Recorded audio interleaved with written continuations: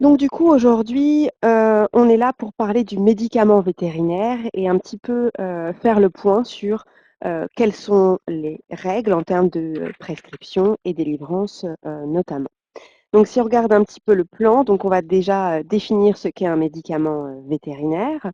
On va voir dans quel cadre et comment il peut être prescrit. Ensuite, on va faire un petit point, sur l'exclusion de la consommation lorsqu'on utilise certaines substances, médicamenteuses. On parlera aussi, bien évidemment, un petit peu du dopage, ensuite de la délivrance du médicament. On fera aussi un focus sur l'antibiorésistance, qui est finalement une des causes, enfin qui montre vraiment l'importance de bien respecter les règles, de la pharmacie vétérinaire. Et ensuite, on verra, comment on conserve les médicaments et puis les ordonnances. Donc tout d'abord, qu'est-ce qu'un un médicament vétérinaire? Donc en fait, c'est toute substance ou composition, donc une association de substances, qui possèdent donc soit des propriétés curatives, donc pour traiter une maladie, ou plus rarement préventives, mais aussi pour établir par exemple un diagnostic médical. C'est le cas par exemple de la fluorécéine, c'est le produit orange qu'on met dans les yeux des chevaux pour voir s'il y a un ulcère de la cornée. Donc ensuite, donc, comment on reconnaît ce médicament? Donc il y a une mention usage vétérinaire qui est disponible sur l'emballage et le flacon. Il y a un certain nombre de compléments alimentaires qui sont disponibles dans le commerce et qui ne sont pas des médicaments. En effet, les médicaments, pour les médicaments, leur mise sur le marché, donc leur disponibilité pour les vétérinaires, est très réglementée. Donc, en fait, le laboratoire qui veut vendre un produit doit d'abord faire des études en amont pour démontrer son efficacité par rapport à telle ou telle pathologie, son innocuité dans l'espèce concernée, et déterminer ce qu'on appelle une LMR, une limite maximale de résidus, et ensuite un temps d'attente. Donc, pour définir ce qu'est une LMR, finalement, c'est le seuil au-dessus duquel la quantité de substances médicamenteuses est trop importante dans la denrée alimentaire, donc chez le cheval, principalement la viande et parfois le lait, et peut du coup être dangereuse pour la santé du consommateur. Cette limite maximale de résidus, elle est associée à un délai d'attente, donc à la fois pour un temps d'attente, à la fois pour la viande et le lait. C'est la période pendant laquelle le cheval ne peut pas être euh, utilisé pour la consommation humaine. Et ce temps d'attente, il débute à partir de la dernière administration du médicament à l'animal dans des conditions normales d'emploi. Donc ensuite, une fois que toutes ces, euh, toutes ces études ont été mises en place, le laboratoire soumet un dossier à l'Agence nationale du médicament vétérinaire qui décide ou non d'attribuer ce qu'on appelle une AMM, une autorisation de mise sur le marché. Donc ensuite, l'acquisition de ce médicament, son stockage et son utilisation par un détenteur d'équidés, elles sont réglementées par le Code de la santé publique.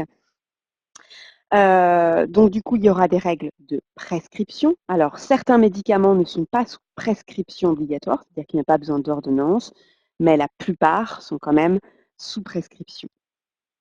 Et ensuite, il pourra y avoir à la fois chez les détenteurs et puis chez les vétérinaires, des contrôles en fait de cette pharmacie vétérinaire par les services vétérinaires, donc ce qu'on appelle les DDPP, et puis l'Agence régionale de santé.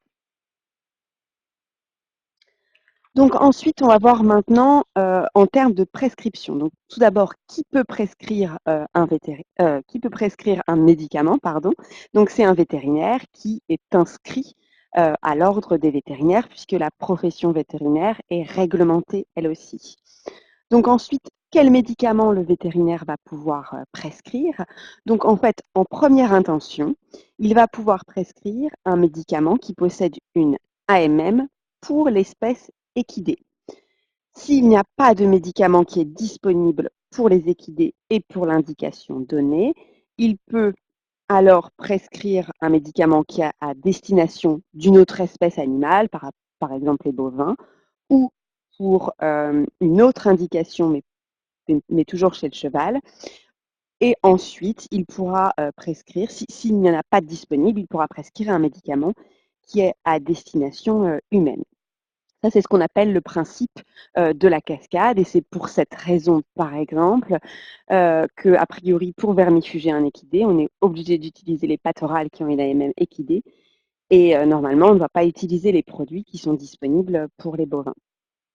Donc ensuite, le vétérinaire devra savoir si le cheval est exclu ou non de la consommation humaine, puisque ça, on le verra un petit peu après, ça va pouvoir orienter son choix sur telle ou telle molécule.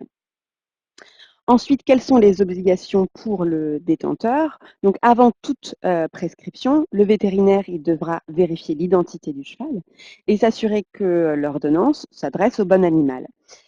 De ce fait, il ne peut pas traiter normalement un cheval qui n'est pas identifié. Donc, c'est de la responsabilité du détenteur de présenter le document d'identification du cheval au vétérinaire, également pour qu'il vérifie justement son statut vis-à-vis de la consommation humaine. Et puis, c'est le rôle aussi du détenteur d'informer le vétérinaire de la participation du cheval à une compétition ou une course.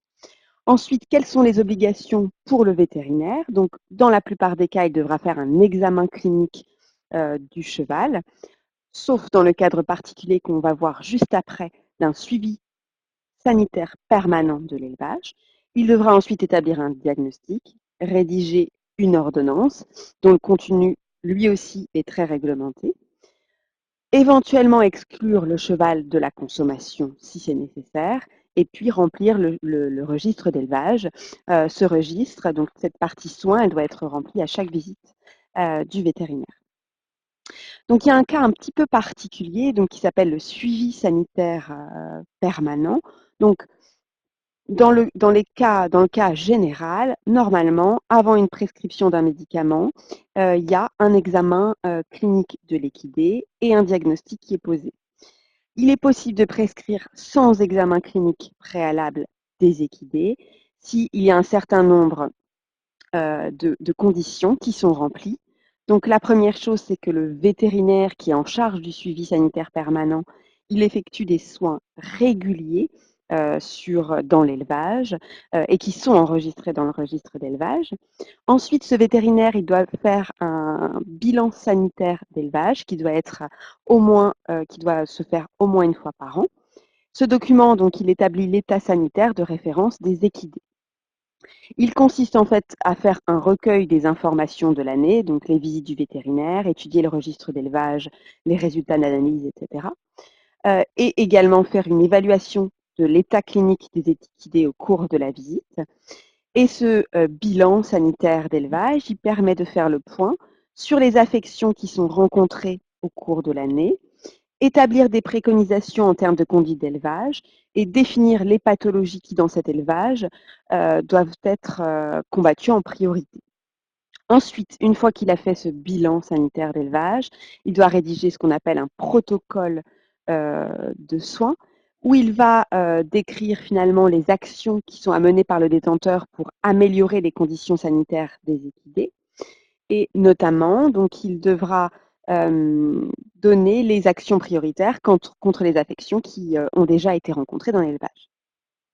Ensuite, il devra lister les affections pour lesquelles des traitements peuvent être prescrits sans examen préalable des animaux et définir bien évidemment aussi des critères d'alerte où l'intervention du vétérinaire sera obligatoire. Ensuite, ce vétérinaire devra faire des visites régulières de suivi, à minima une visite par an en plus du bilan sanitaire d'élevage. Donc si toutes ces conditions sont réunies, le vétérinaire a la possibilité de prescrire sans examen clinique pour certaines maladies. Ça ne dispense pas, bien évidemment, de rédiger une ordonnance. Il y aura toujours une ordonnance. C'est seulement l'examen clinique qui ne sera pas obligatoire.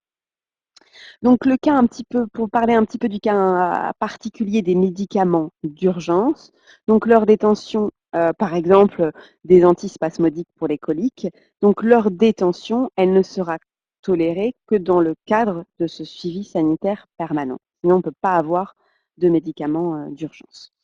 Ensuite, si on parle un petit peu de médicaments et d'exclusion de la consommation humaine. Donc en France, le cheval est considéré dans la réglementation comme un animal de rente. De ce fait, il peut être destiné à la consommation humaine. Et pour assurer la sécurité du consommateur, il est nécessaire qu'il y ait une bonne traçabilité de l'information relative à la chaîne alimentaire. De ce fait, l'administration des traitements médicamenteux est très réglementée par le Code de la santé publique. L'exception, c'est qu'il peut être exclu de la consommation humaine, par exemple sur le souhait de son propriétaire. Et dans ce cas-là, il sera exclu à la fois dans la BASIR et sur son document d'identification. Et on va voir que ça a une importance pour l'utilisation des médicaments. Donc là, le premier cas, c'est mon cheval n'est pas exclu de la consommation. Quel médicament le vétérinaire peut lui prescrire? Donc, il pourra lui prescrire un médicament pour lequel une LMR, donc limite maximale de résidus, a été définie et qu'on peut retrouver dans la notice. Dans ce cas-là, il y aura une exclusion temporaire du cheval pendant le temps d'attente nécessaire. De même, ce temps d'attente, il est notifié dans la notice du médicament. Dans ce cas-là, le vétérinaire devra, sur l'ordonnance, notifier le temps d'attente pour la viande et, euh, et le lait. Si on prend l'exemple de l'Equest, donc qui est un vermifuge, dans ce cas-là, il y a une exclusion pour la viande qui est de 32 jours. Ensuite, ce qu'on peut aussi prescrire, c'est donc un médicament qui n'a pas de LMR, c'est-à-dire qu'il n'y a pas eu d'études pour définir ce seuil réglementaire, mais par contre, il appartient à une liste européenne des 88 substances essentielles pour la santé des équidés. Donc cette liste, vous pouvez la retrouver dans un règlement européen. Donc dans ce cas-là, l'administration doit être faite par le vétérinaire, au minima la première administration. Et dans ce cas-là, il y a une exclusion du cheval de la consommation pendant 6 mois. Alors là, c'est plus une histoire d'ordonnance, c'est qu'il faut le notifier sur le feuillet médicamenteux du document d'identification et dans la BASIR. Si on prend quelques exemples de ces médicaments pour lesquels aucune LMR n'a été identifiée, mais qui appartiennent à ces substances essentielles, on a donc l'acépromazine, qui est un tranquillisant.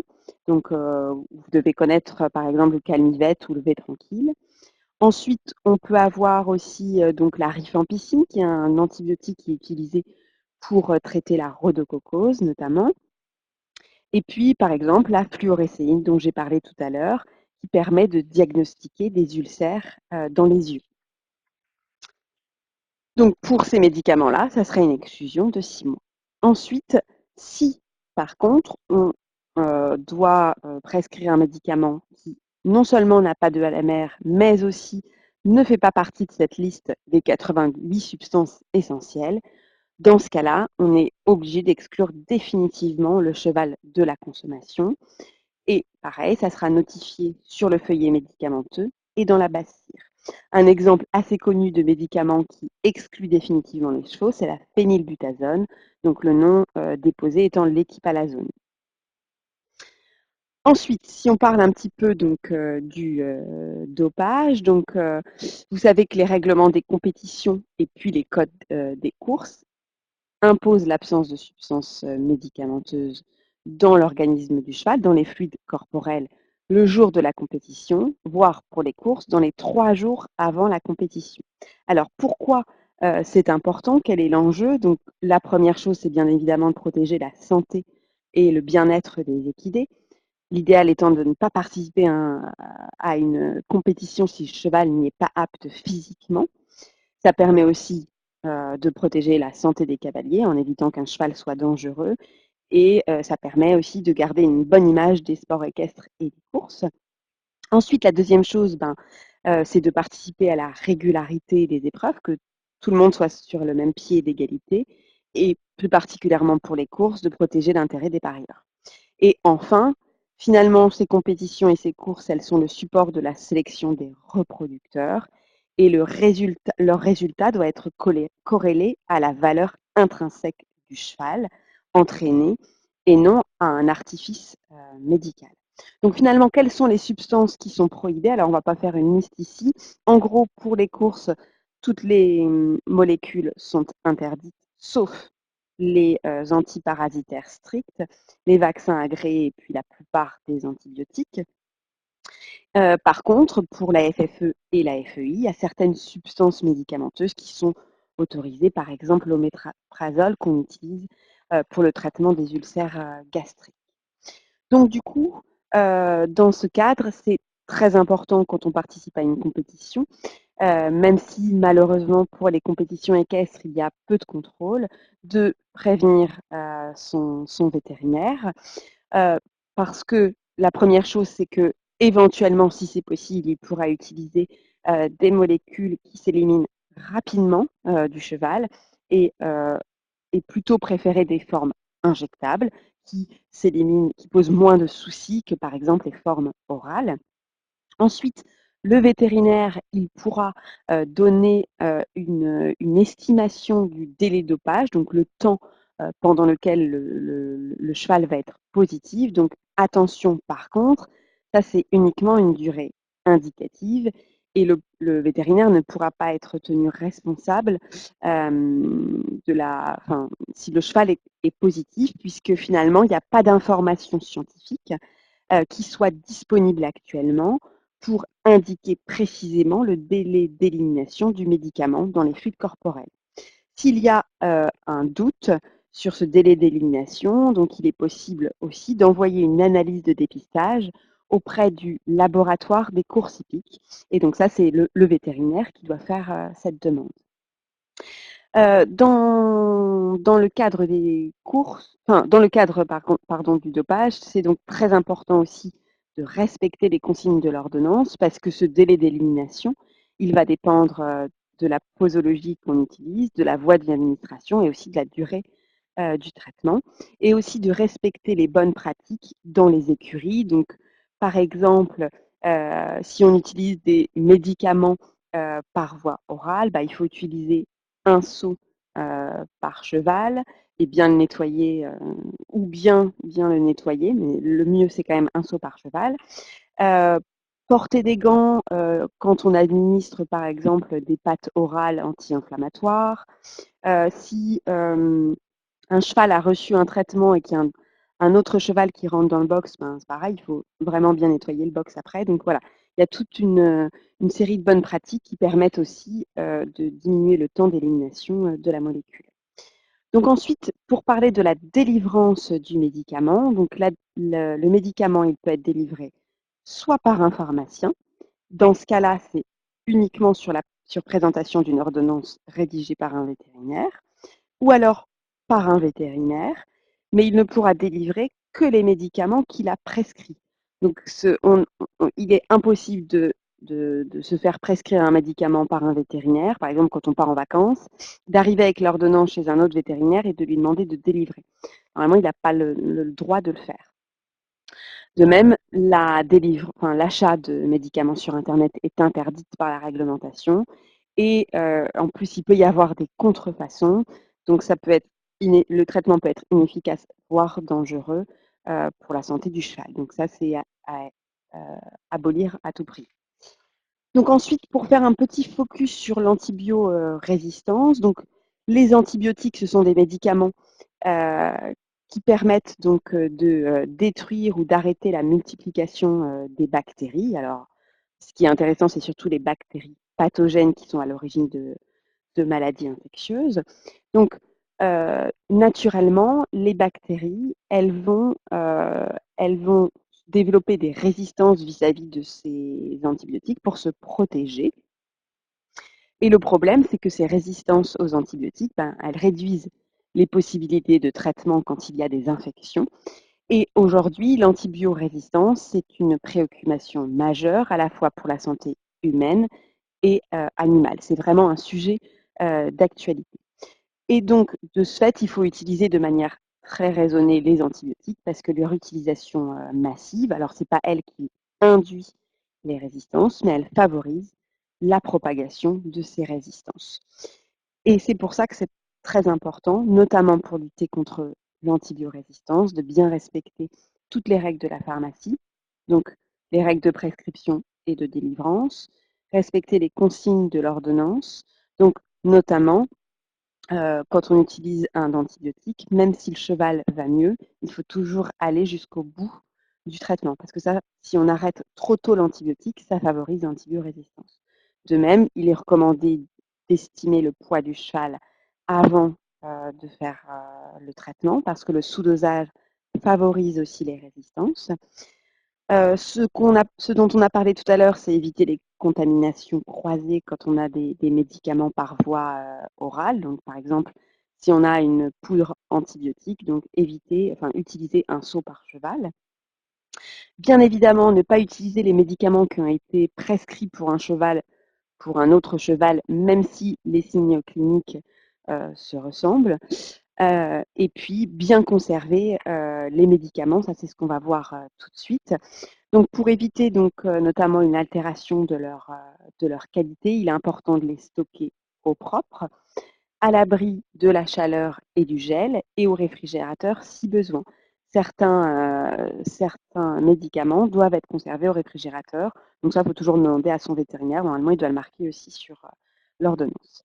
Et bien évidemment, jeter les médicaments périmés et les produits injectables qui sont ouverts depuis plus d'un mois, excusez-moi pour la faute, parce qu'ils peuvent présenter soit un défaut de stérilité ou un risque toxique pour le cheval. Donc, pour les solutions injectables, c'est vraiment important de toujours écrire la date d'ouverture sur le flacon.